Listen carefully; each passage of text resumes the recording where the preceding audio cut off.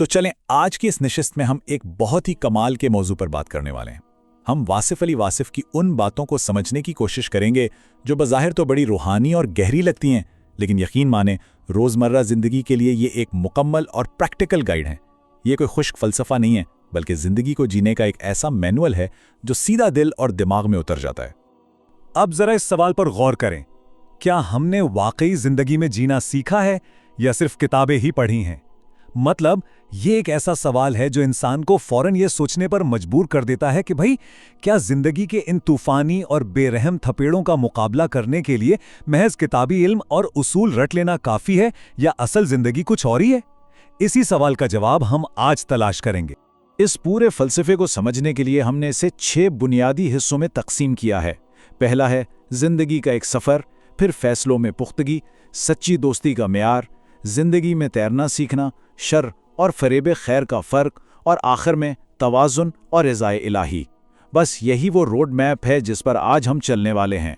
تو شروعات کرتے ہیں اپنے پہلے اور بنیادی ستون سے، یعنی زندگی کا ایک سفر۔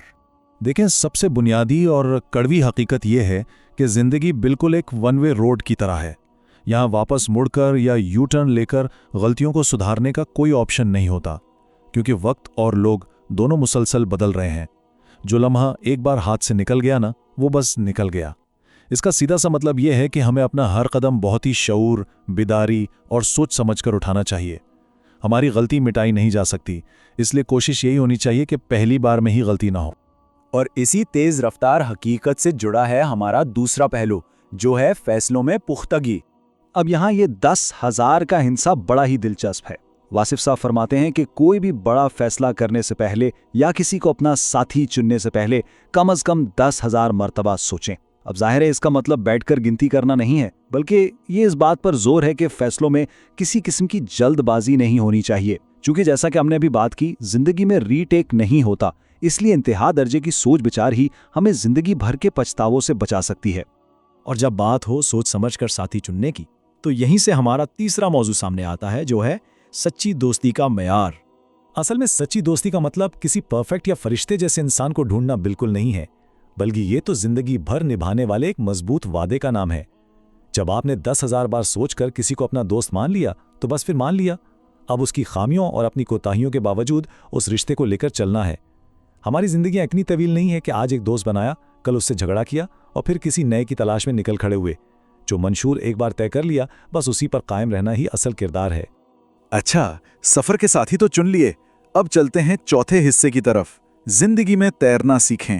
آپ نے وہ مشہور تمثیل تو ضرور سنی ہوگی، ایک گرامر کے عالم اور ایک ان پڑھ ملاح کی۔ کشتی میں بیٹھے ہوئے اس عالم نے ملاح سے پوچھا کہ کیا تم نے گرامر پڑھی ہے؟ ملاح نے کہا نہیں، تو عالم نے بڑی رعونت سے کہا کہ پھر تو تمہاری آدھی زندگی برباد ہو گئی۔ لیکن بھائی تھوڑی دیر بعد جب دریا میں طوفان آ گیا تو ملاح نے پوچھا کہ کیا آپ کو تیرنا آتا ہے؟ عالم نے گھبرا کر کہا نہیں۔ اس پر ملاح کا جواب تھا کہ پھر تو آپ کی پوری زندگی ہی برباد ہو گئی۔ یہ مثال ہمیں بہت خوبصورتی سے سمجھاتی ہے کہ جب زندگی کے طوفان آتے ہیں نا، تو وہاں آپ کی کتابی باتیں اور نظریاتی تکبر کام نہیں آتے، بلکہ عملی طور پر لہروں کا مقابلہ کرنا آنا چاہیے۔ صرف نحو آدھی زندگی ہے تو تیرنا پوری زندگی ہے۔ ذرا ایک لمحے کے لیے رک کر اس بات کی گہرائی کو محسوس کریں۔ زندگی کے اصولوں اور قاعدوں کو جان لینا محض مساوات کا آدھا حصہ ہے، باقی کا مکمل حصہ اس بات پر کھڑا ہے کہ کیا آپ زندگی کے اس گہرے سمندر میں اپنا سر پانی سے اوپر رکھ سکتے ہیں؟ کیا آپ کو حالات سے گزرنا آتا ہے؟ اور ظاہر ہے بحفاظت تیرنے کے لیے خطرات کو پہچاننا بھی ضروری ہے، جو ہمیں لاتا ہے 5ویں نقطے پر، شر اور فریب خیر۔ اب یہ شر یا برائی آخر ہے کیا؟ دیکھیں، شر کوئی سینگوں والی ڈراؤنی مخلوق نہیں ہے، بلکہ یہ سیدھا سیدھا خیر کی ضد ہے۔ ہر وہ چیز، ہر وہ رکاوٹ یا ہر وہ طاقت جو آپ کو نیکی کے راستے یا کسی بڑے روحانی فریضے سے روک دے، وہی دراصل شر ہے۔ اور اس کی اصل نوعیت کو پہچاننا اس لیے ضروری ہے کیونکہ آپ کسی ایسے خطرے سے بچ ہی نہیں سکتے جس کی آپ کو سمجھ ہی نہ ہو۔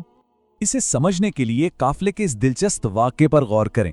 ایک قافلہ حج پر جا رہا تھا کہ راستے میں ڈاکو آ گئے۔ سب مسافروں نے ڈر کر اپنا اپنا مال نکال کر رکھ دیا، لیکن جب اس قافلے کے بظاہر بہت ہی نیک اور پارسا نظر آنے والے سالار کی تلاشی لی گئی تو اس کی جیب سے بھی چھپایا ہوا مال نکل آیا۔ تب ڈاکوؤں نے کہا کہ اصل شر ہم نہیں ہیں، بلکہ تمہارا یہ رہنما اور یہ مال ہے جس کی محبت اس پر غالب آ گئی ہے۔ یہ واقعہ کتنا چشم کشا ہے کہ اصل خطرہ اکثر باہر کا نہیں ہوتا بلکہ ہمارے اندر چھپی ہوئی دنیاوی محبت اور منافقت کی شکل میں ہوتا ہے۔ اور اسی کو جھوٹی نیکی یا فریب خیر کہتے ہیں۔ اکثر ایسا ہوتا ہے کہ ہم جن چیزوں کو اپنی بہت بڑی ذمہ داری یا نیکی سمجھ رہے ہوتے ہیں، جیسے مال اکٹھا کرنا یا رشتوں اور اوقات کی اندھی محبت، وہ دراصل ایک فریب بن جاتی ہیں۔ یہ دنیاوی وابستگیاں فرائض کا روپ دھار لیتی ہیں اور ہمیں پتہ بھی نہیں چلتا کہ ہم کب اصل سچائی سے دور ہو کر ایک روحانی عدم توازن کا شکار ہو گئے ہیں۔ اور اسی عدم توازن کی بحث ہمیں آج کے چھٹے اور آخری ستون کی طرف لے جاتی ہے، توازن اور رضائے الہی۔ دیکھیں، دنیا کی جتنی بھی تمنائیں ہیں، چاہے وہ کسی بھی صورت میں ہوں، وہ انسان کو کہیں نہ کہیں بے سکونی اور توازن سے ہٹانے کی طرف ہی دھکیلتی ہیں۔ تو پھر اس بدلتی ہوئی غیر متوقع دنیا میں انسان خود کو کیسے سنبھالے؟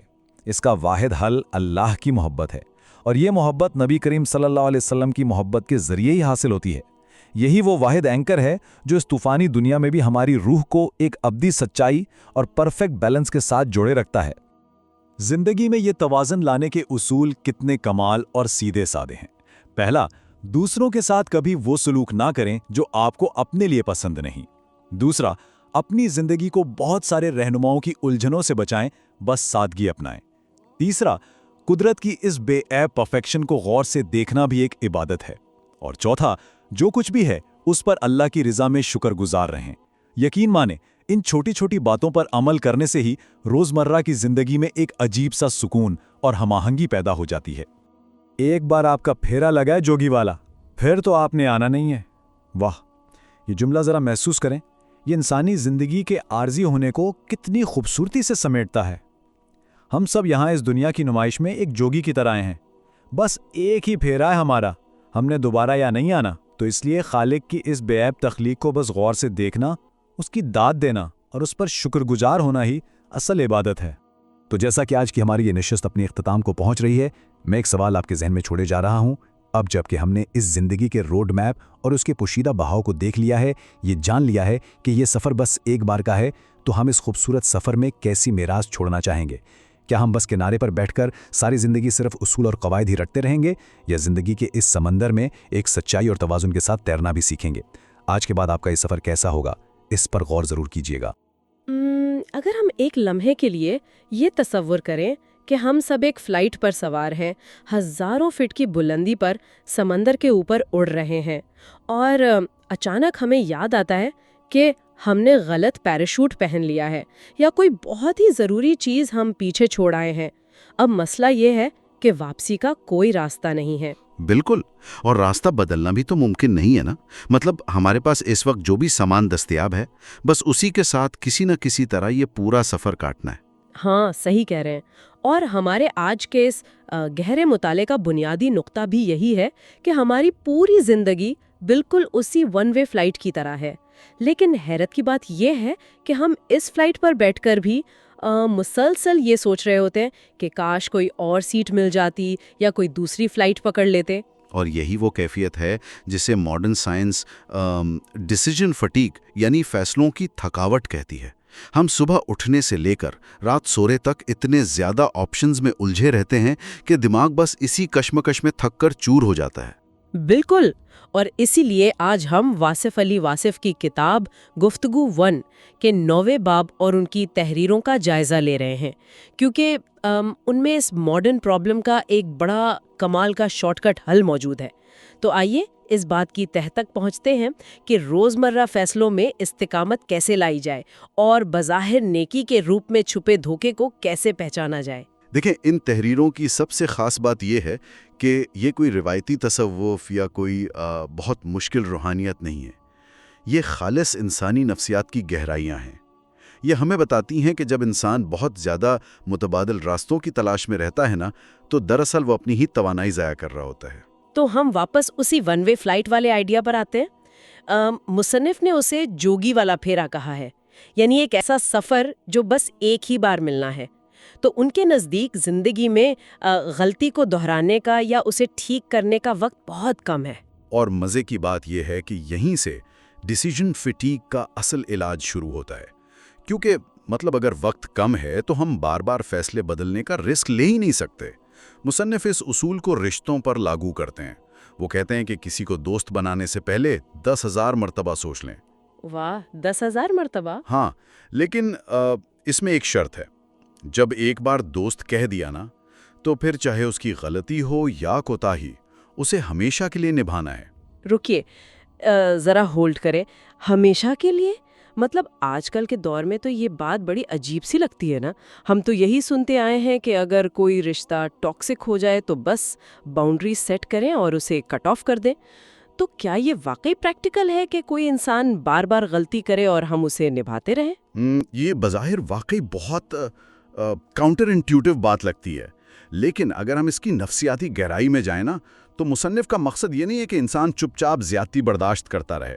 وہ دراصل ہماری اس ماڈرن عادت پر چوٹ کر رہے ہیں جہاں ہم رشتوں کو اچھا، یعنی جیسے ہی کوئی خامی نظر آئی ہم فوراً ایک نئے اور پرفیکٹ دوست کی تلاش میں نکل پڑتے ہیں۔ بالکل، اور جب ہم ذرا سی خامی پر دوست بدلتے ہیں نا، تو ہمارا دماغ مسلسل ایک آئیڈیل انسان ڈھونڈنے کا عادی ہو جاتا ہے۔ اور سچ تو یہ ہے کہ پرفیکشن کہیں ہوتی ہی نہیں۔ جو شخص بار بار فیصلے بدلتا ہے وہ اپنی یکسوئی کھو دیتا ہے، اور اسی سے وہ تھکاوٹ پیدا ہوتی ہے۔ صحیح۔ تو ایک فیصلے پر ٹک جانے سے انسان کے اندر ایک استقامت پیدا ہوتی ہے۔ ہم دوسروں کی چھوٹی موٹی خامیاں نظر انداز کر کے اصل میں اپنے دماغ کو اس تھکاوٹ سے بچا رہے ہوتے ہیں۔ یہ تو ایک زبردست زاویہ ہے۔ مطلب مسئلہ دوسرے کی خامیوں کا اتنا نہیں ہے جتنا ہماری اپنی چوائسز کی تھکاوٹ کا ہے۔ ہم جتنے آپشنز کھلے رکھیں گے اتنے ہی الجھیں گے۔ لیکن اگر ہم اس فلائٹ پر پھنسی چکے ہیں اور ساتھ ہی مسافر بھی نہیں بدل سکتے تو پھر اس سفر کے طوفانوں کا مقابلہ کیسے کریں؟ ہاں، یہ بڑا اہم سوال ہے۔ کیونکہ ہم تو ہر مسئلے کے لیے تیار نہیں ہوتے نا۔ تو کیا انسان کے لیے یہ ممکن ہے کہ وہ دنیا کا ہر علم حاصل کر لے تاکہ ہر طوفان سے بچ سکے؟ اس کا بڑا سیدھا اور منطقی جواب یہ ہے کہ نہیں، بالکل نہیں۔ جو ایک جگہ مقیم ہے وہ مسافر نہیں ہو سکتا۔ اگر ہم ہر چیز سیکھنے کی کوشش کریں گے تو یہ بھی ڈیسیجن فٹیگ کی ہی ایک شکل بن جائے گی۔ اس نقطے کو سمجھانے کے لیے کتاب میں مولانا روم کی ایک بہت مشہور کہانی دی گئی ہے۔ وہ کشتی بان اور گرامر کے ماہر والی کہانی نا، یہ میں نے بھی کہیں پڑھی ہوئی ہے، لیکن اس کا کانٹیکسٹ بڑا گہرا ہے۔ بالکل، ہوتا کیا ہے کہ ایک گرامر کا ماہر یعنی کتابی علم کا بہت بڑا عالم ایک کشتی میں سوار ہوتا ہے۔ باتوں باتوں میں وہ کشتی بان سے پوچھتا ہے کہ کیا تم نے کبھی گرامر پڑھی ہے؟ تو کشتی بان جواب دیتا ہے کہ نہیں جناب، میں تو ان پڑھ آدمی ہوں، بس مسافروں کو دریا پار کرواتا ہوں۔ اور پھر وہ عالم بڑے فخر سے کہتا ہے کہ افسوس، تمہاری تو آدھی زندگی برباد ہو گئی۔ ہاں، لیکن پھر تھوڑی دیر بعد دریا میں اچانک طوفان آ جاتا ہے، کشتی ہچکولے کھانے لگتی ہیں۔ تو کشتی بان اس عالم سے پوچھتا ہے، جناب کیا آپ کو تیرنا آتا ہے؟ اور عالم ظاہر ہے گھبرا کر کہتا ہے کہ نہیں۔ تو کشتی بان مسکرا کر کہتا ہے کہ میری تو گرامر نہ پڑھنے کی وجہ سے آدھی زندگی برباد ہوئی تھی، آپ کی تیرنا نہ سیکھنے کی وجہ سے پوری زندگی برباد ہو گئی۔ واہ، کیا بات ہے! مطلب اگر ہم اس کہانی کو آج کی زندگی سے جوڑیں تو یہ کتنی فٹ بیٹھتی ہے۔ زندگی میں صرف گرامر نہیں پڑھنی، گرامر سے مراد وہ کتابی اصول اور تھیوریز ہیں جو ہم ذہن میں بنا لیتے ہیں۔ بالکل، وہ اپنی جگہ اہم ضرور ہیں، لیکن وہ صرف آدھی زندگی ہیں، باقی آدھی زندگی تیرنا ہے۔ تو تیرنے سے مراد یہاں پریکٹیکل لائف کے مسئلوں کو ہینڈل کرنا ہے نا؟ جی، عملی زندگی کے سمندر میں جو اچانک طوفان آتے ہیں، مشکل حالات اور برے لوگ ملتے ہیں، ان کے درمیان سے اپنا راستہ بنا کر نکل جانا ہی اصل ہنر ہے۔ اسی کو ان تحریروں میں علم نافع یعنی فائدہ مند علم کہا گیا ہے۔ صرف ڈگریاں اکٹھی کرنے سے سمندر پار نہیں کیا جا سکتا۔ صحیح، لیکن جب ہم اس عملی سمندر میں اترتے ہیں تو ہمیں کیسے پتہ چلے گا کہ کون سی چیز رکاوٹ ہے اور کون سی چیز مددگار؟ ہم ان برے لوگوں سے بچیں گے کیسے؟ یہ ایک بڑا بنیادی سوال ہے۔ مصنف یہاں بتاتے ہیں کہ اچھائی یعنی خیر کو جاننے کے لیے برائی یعنی شر کو پہچاننا بہت ضروری ہے۔ جب تک ہم شر کو نہیں پہچانیں گے، خیر تک پہنچ ہی نہیں سکتے۔ یہ بات تھوڑی سی عجیب نہیں لگتی؟ مطلب عام طور پر تو سوسائٹی ہمیں سکھاتی ہے کہ بس پازیٹیو چیزوں پر فوکس کریں اور نیگیٹو باتوں کو اگنور کریں۔ اکثر لوگ تو بڑے فخر سے کہتے ہیں نا کہ ہم تو اتنے سیدھے ہیں کہ ہمیں پتہ ہی نہیں چلا اور اگلے بندے نے دھوکہ دے دیا۔ اور یہی وہ غلط فہمی ہے جسے یہ مطالعہ دور کرتا ہے۔ بے خبری یا لا علمی کوئی نیکی نہیں ہے۔ مصنف ایک بڑا خوبصورت نقطہ اٹھاتے ہیں کہ اللہ تعالیٰ نے بسم اللہ پڑھنے سے پہلے اعوذ باللہ من الشیطان الرجیم پڑھنے کا سبق دیا ہے۔ یہ تو واقعی بڑی گہری بات ہے۔ مطلب کسی بھی اچھے کام کا آغاز کرنے سے پہلے شیطان کو یعنی اس مخالف قوت کو پہچانو تاکہ اس سے بچ سکو۔ کمال پوائنٹ ہے۔ یعنی دانائی اس بات کا نام نہیں ہے کہ انسان اندھا بن جائے۔ دانا تو وہ ہے جو دھوکے کے مقام کو پہلے سے جانتا ہے۔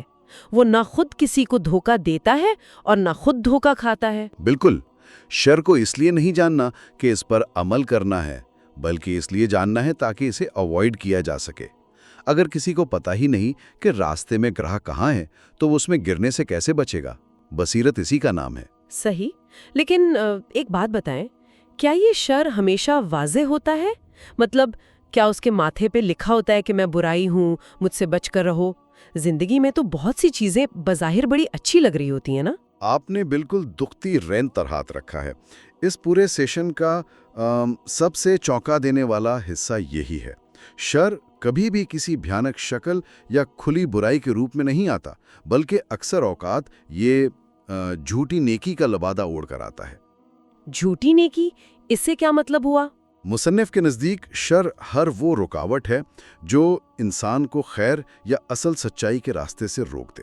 بعض اوقات ہوتا یہ ہے کہ ایک بظاہر بہت نیک کام کسی دوسری بڑی اور فرض نیکی کی راہ میں رکاوٹ بن جاتا ہے، اور وہی شر کہلاتا ہے۔ اچھا، ذرا اس کی کوئی روزمرہ کی مثال دیں گے؟ جیسے اگر ہم آج کے دور کی بات کریں تو کیا یہ ایسا ہے کہ کوئی شخص رات گئے تک آفس کا کام کر رہا ہو تاکہ وہ ایک اچھا امپلائی کہلائے، لیکن اس چکر میں وہ اپنی فیملی اور بچوں کے ساتھ جو اس کا اصل ٹائم تھا وہ مس کر رہا ہو؟ بظاہر تو وہ محنت کر کے نیکی کما رہا ہے، لیکن کیا یہ شر بن گیا؟ یہ بالکل پرفیکٹ مثال ہے۔ بظاہر تو وہ ایک ذمہ داری نبھا رہا ہے، لیکن یہ ایک جھوٹی نیکی ہے جو اسے اس کے اصل فریضے سے ہٹا رہی ہے۔